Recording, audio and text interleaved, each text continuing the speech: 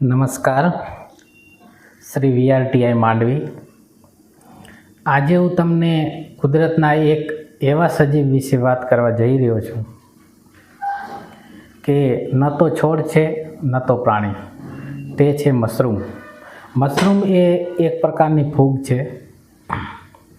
જો અમે જાતે ઉગાડેલા ઓયસ્ટર મશરૂમ, જેને આપણે ગુજરાતીમાં ઢીંગરી મશરૂમ પણ કહીએ છીએ, તમે જોઈ શકો છો કે આ મશરૂમ કેવા સુંદર અને તાજા દેખાય છે. ઓયસ્ટર મશરૂમ ઉગાડવા ખૂબ જ સરળ છે. તેને આપણે ઘઉંના ભૂસાને બાફી અને એમ આવી રીતના કોથળીમાં ભરી અને રાખવાથી મશરૂમ નીકળી આવે છે. ઢીંગરી મશરૂમ તે સ્વાદિષ્ટ હોવાથી સ્વાસ્થ્ય માટે ખૂબ જ ફાયદાકારક છે.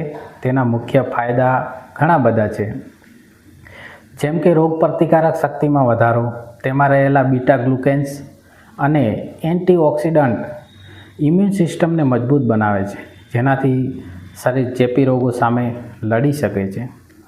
હૃદયના સ્વાસ્થ્ય માટે ઉત્તમ છે. બ્લડ શુગર કંટ્રોલ કરવામાં માટે મહત્ત્વની ભૂમિકા ભજવે છે.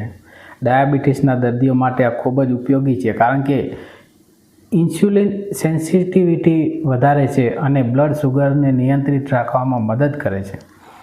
પ્રોટીનનો ઉત્તમ સ્ત્રોત છે. ખાસ કરીને શાકાહારી લોકો માટે પ્રોટીન મેળવવાનું આ એક ઉત્તમ માધ્યમ છે. વિટામિન્સ અને મિનરલ્સ, તેમાં રહેલા વિટામિન બી કોમ્પ્લેક્સ જેમ કે નાયસિન, રિબોફ્લાવિન, વિટામિન ડી, આયરન, પોટેશિયમ અને સેલેનિયમ ભરપૂર માત્રામાં હોય છે. વજન ઘટાડવામાં મદદરૂપ હોય છે. તે ઓછી કેલરી અને વધુ ફાઇબર ધરાવે છે, જેનાથી પેટ લાંબો સમય સુધી ભરેલું લાગે છે અને વજન ઘટાડવામાં સરળતા રહે છે. મશરૂમનો નિષ્કર્ષ એ છે કે મશરૂમ માત્ર ખાવાની વસ્તુ નથી, પરંતુ પર્યાવરણને સાફ રાખવામાં, ઇકોસિસ્ટમને સંતુલિત રાખવામાં મહત્ત્વનો ભાગ ભજવે છે. તે કુદરતની એક અદ્ભુત ભેટ છે.